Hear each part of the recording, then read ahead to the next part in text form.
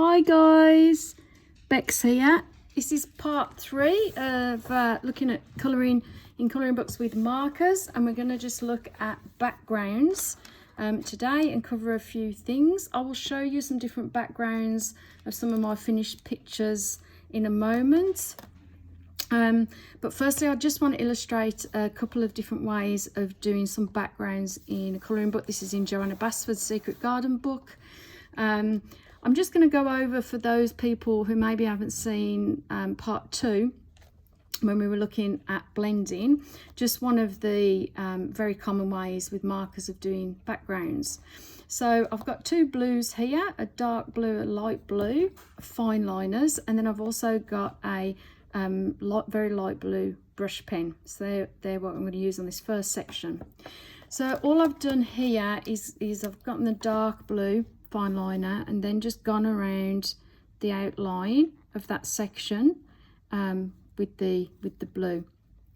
Then what I would do is, in small circular motions, round the edge, just so you're going to be touching the edge of where you've outlined, just do random dots, or stippling as it's called, but I'll just say dots and just fill them in. For those who have watched part 2, sorry, this is kind of repeating, or it's a good refresher, either or. So you go around the edge and you're going to do slightly more dots nearer the lines, because what this does, it gives it quite a good effect. So there's less dots in the areas with more white space. So you do a few to join it up, but a bit less, and it gives it a bit of depth in there.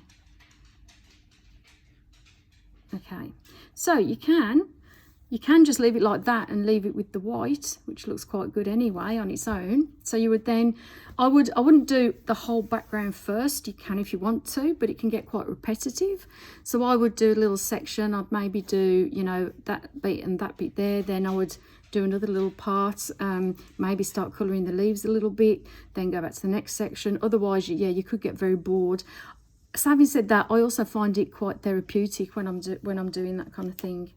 Now, you can leave it like that, or you can get the second fine liner, which is a lighter blue, and on this section I'll do it here. Just do in the white areas that are left, so a little bit more even all over. Just do the lighter colour, filling in the white.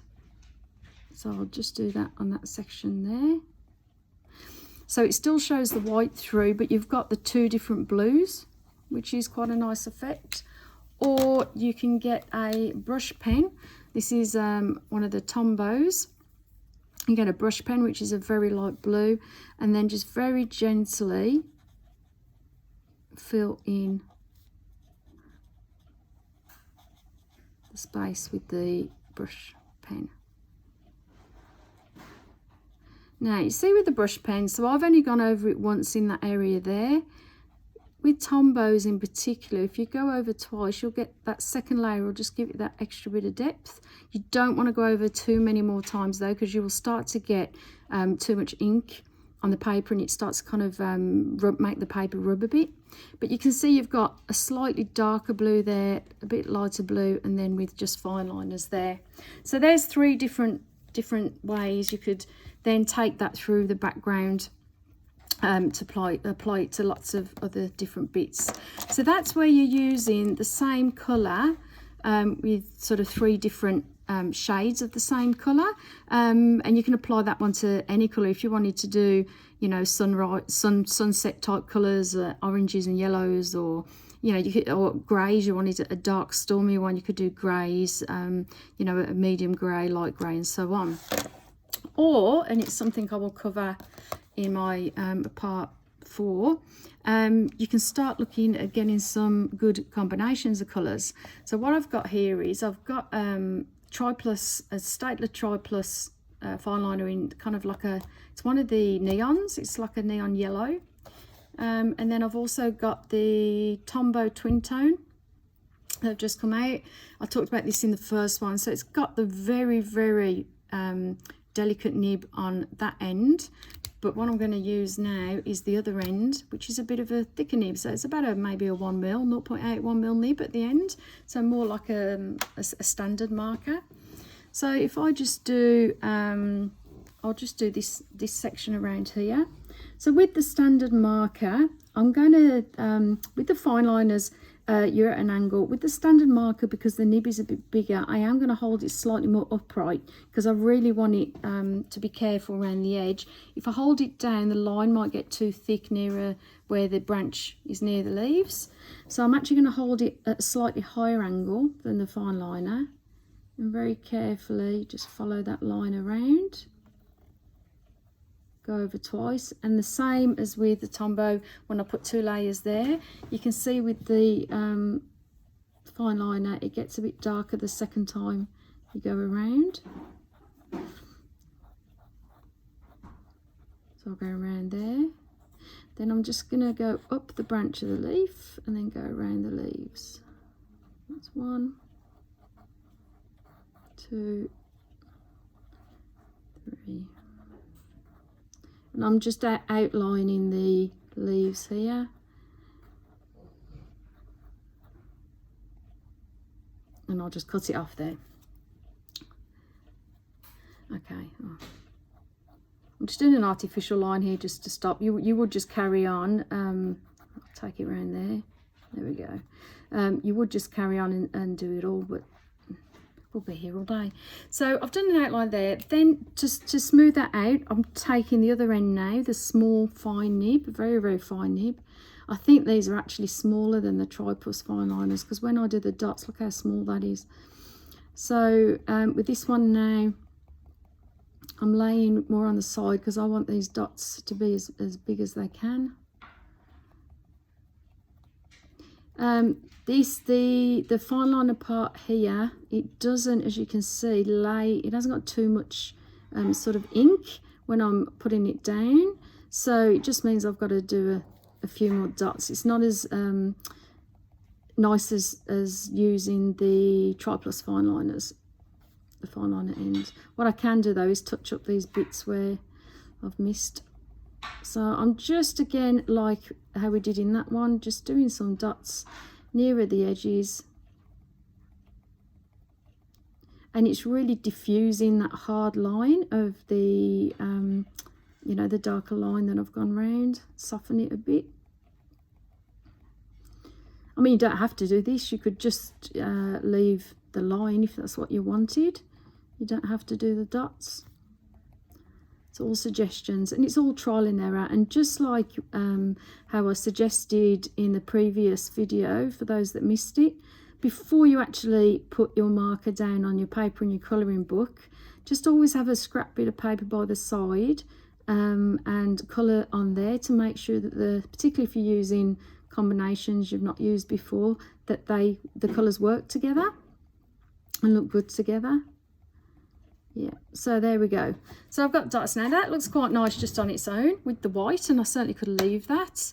I could maybe get a bit of, say, this light blue, you know, the light blue Tombow I had before, and I could put a bit of a blue over the top, very pale blue, and you get that nice effect. But this Tri-Plus one, look what happens when I do this. I really like this effect. So now I'm just small circles going over the whole colour and the edge as well. This is one of this neon highlighter pen. I use it quite a lot with blues and these turquoisey colours because I love the way doing this. It just absolutely pops. And it sort of turns the turquoisey colour slightly, looks greener. That yellow and, well, yellow plus blue equals green, doesn't it? So I think that one I did the light blue, but I'm just going to go over that one. And there we go. Let's see, I mean, you've got the blue now, but let's just see if I decide I don't like the blue and I want to go with that one. There you go, that covers up quite well. Beautiful. Now that, I mean, I've used that, I'm illustrating this to use how you could do for a background, but you could quite easily use that combination for a bush or something like that. really pops off there. So that's one way of doing it. Now another thing I wanted to show, and quite a common one, it's the same principle. So you know, a background is a background here, but similar principle. You'll notice in a lot of my pictures, if you've looked on an Instagram, and I will show you a couple in a minute, I use a lot of black backgrounds, because once I've added the black, I like to get a silver or gold gel pen and go a bit mad with some dots. So I'm just going to show you, particularly black. I get asked the question a lot because people are like, how do you get all that black down there? People use different things. So some people will use Posca, some people will actually use acrylic paint to get that smooth black.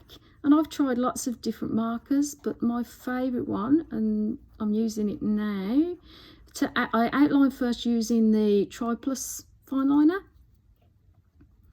just along the edges. I'll do this section here. Let's do this one as well. I'm doing a bit of a bigger section here because there's I just want to illustrate with the black what you have to do.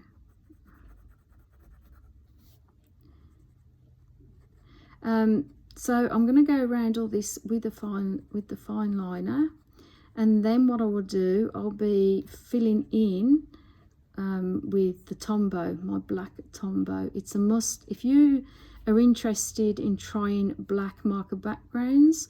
Honestly, it is worth hunting down, going on Amazon, or if you're in Australia, just head to your local Officeworks, because they sell Tombows separately, and just grab a couple of black Tombows, because the saturation, the deepness of the black, it sounds silly, doesn't it, the deepness of the black, but not all blacks are the same. I once got a few of my black markers out and you know, did a little swatch and put them together, and they honestly, not all blacks are black. They are different. So let's take this up here.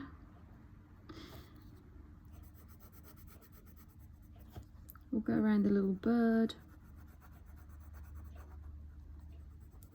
Don't have to, whilst I don't want to go over the lines here, you don't have to be too careful on the other side, because you're about to sort of fill it in with a big brush pen. So I'll stop at his little beak there. I'll just do down to there, that's fine. Right, so that's the outline done. Again, if I've got lots, I might do it in different sections, like one by one. So then I would get my Tombow. I wouldn't use this end particularly. If there's, I mean, I might get this and use this end for a few of the bits that are a bit closer. So maybe there, maybe here. But the rest should be okay, to be honest. Then maybe that bit as well. Then I'm basically gonna get the brush end, and I'm going to start going around the edge carefully.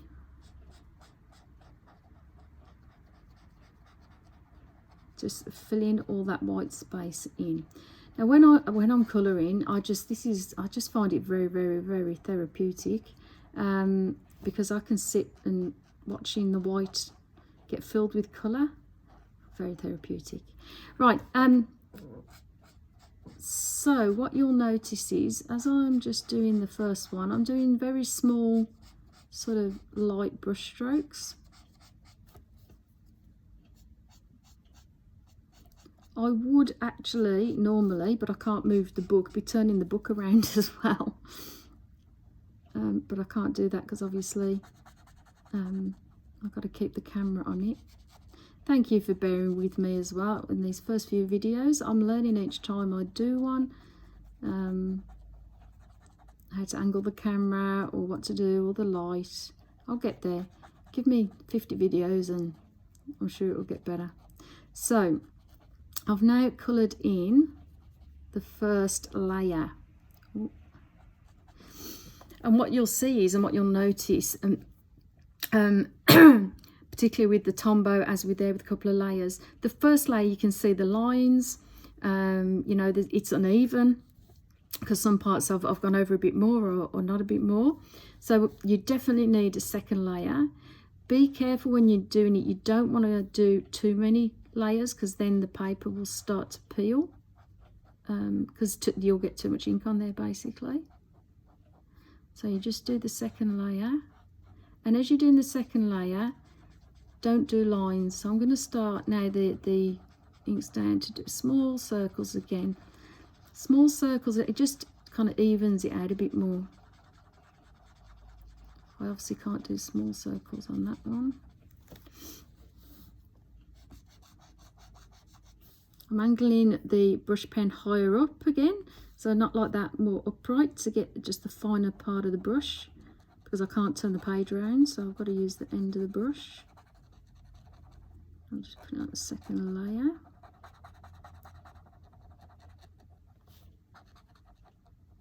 Now, the thing with Tombow is each layer you put on, it seems to kind of smooth out the colour. It deepens the colour, just like it did with the blues when we did it over there, but it also really smooths out.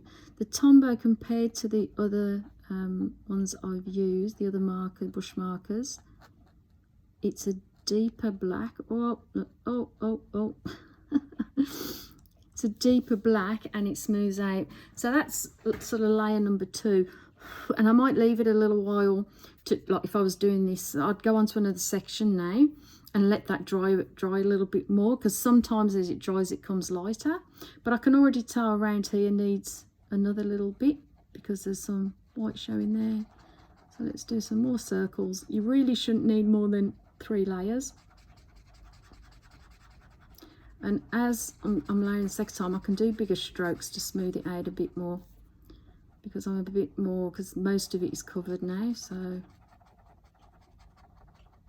I'm going to let that dry a little bit. So that's a bit wet, but you can see now it starts to really have that flat black effect, which is fantastic. That's what we want. And you can see as it's drying out, there's compared to the first one, there's not the lines. You haven't got that difference of slightly dark here, slightly lighter there. So what I would do now is like touch it up a bit. I'll obviously be colouring the leaves and the other parts, and I would definitely, but we'll cover this in another video, be attacking that, because that black now just screams out, please make lots of dots and pretty patterns with a silver gel pen and a gold gel pen to me, please. So, but we'll do that on part 5.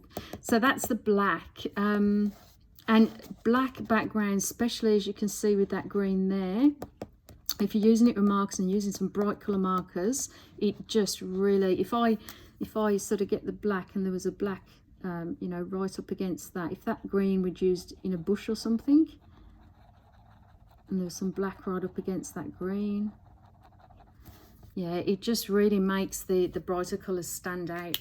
Oh yeah, I love it. So that's a basic black.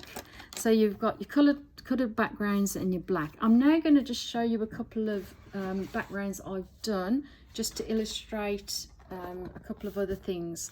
So this one is a toucan that I've done recently, and what I wanted to show you on this one was just this section here, where with a lot of the books, especially Joanna's work, where if you're doing flowers and so on, at the end, and you use this with when you're colouring with pencils, even if you've done the colour with pencils, it's really good to get a green pen and just line it, and it just softens. It's just added kind of grass and fern or whatever, but it just softens the other grass lines there. So that's another thing you can do to add to the background.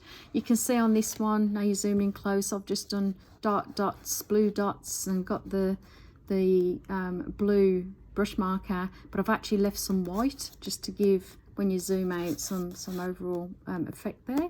So that's the toucan background. To illustrate the black, here's a picture from Ivy. Because you're getting really close, you're gonna see all the I'm just gonna swirl it round a bit. You're gonna see all the imperfections, because this is quite old now as well. But yeah, see how the black works with the bright colours. Like, look at the black with the turquoise and the orange. I think it just looks really good. So yeah, that's the power of a black background, and I didn't even go too mad there with the gold gel pen. I'll certainly do a bit more than that now. So that was out of Ivy and Inky Butterfly. And then the last one I'm just going to show you here, or last but one. This is one where instead of a plain black background, I've actually used the, where is it? I've used this, which is another one of my favourites, along with your must-have black Tombow. Another must-have is the Faber-Castell Pitt Artist Pen in Ivory. This is the only one I've found that's a really consistent kind of ivory colour. Some of them can be a bit yellow, but this one isn't. I do love this one, brush pen. So with that one, I've gone over the wall in the background. So this is a marker only picture. But then after I've done that, I've kind of sort of two things. I've created a shadow under the shelves, and also sort of here behind each sort of bottle and each item on the shelf. And then I've tried to do with my pens the best I can like a crack in the wall and showing a bit of brickwork there, and so on. So with markers, I mean, you can do that kind of things with pens as well, but you can do it with markers. So yeah, a bit of a crack on the wall there. So just be a bit creative, I suppose. Think about, you know, what else, what do you see in the real world in the background, and try and kind of replicate it. I've got one here as well. Let's show you this one. So this is another one out the Ivy and Inky book. So with this one, I did the background wall. I actually drew in a sort of a dado rail, we would call them, and just got a ruler and put some lines down, and I was trying to replicate like a wallpaper on the bottom, and then just a very, very plain blue on the top. So it's just supposed to be like paint. So that's another way of doing a background. There's just so many things you can do. Another one, last one, I promise. And this is with bigger markers. To show you this side. So with this one, yeah, I've taken the colours of more like a sunset, so those purples going into oranges, and then purposely done the lines and not smoothed it out, so you get that kind of wavy sort of ripple effect, which is a bit different. It's a bit different, and then gone straight into my ivy colour there. So on that one, yeah, I thought let's actually make the marker lines that can happen work to our advantage. So that's another one. So it's just endless, the stuff you can do. It's just up to you and your imagination, and then some practice. So you can maybe see the black now it's fully dry. See how smooth it is? Yeah, it's fantastic. I love that black. Anyway, that's it for now for background. Some very basic tips and techniques. I will be going through having a look at certain colour combinations, and you know, writing down the pens and yeah, the numbers if there are any, if I can find them. Thank you for the feedback from one of the subscribers who said that there were numbers on my Tri Plus. I think I can see like a bit of a number there, but it's not enough to be able to write it down. So but what I will do, I'll line them up and kind of swatch out the combinations so you can match them up, pause and then match them up that way. Anyway, that's in the next video, so hopefully you'll join me for that. Yep, see you then. Bye.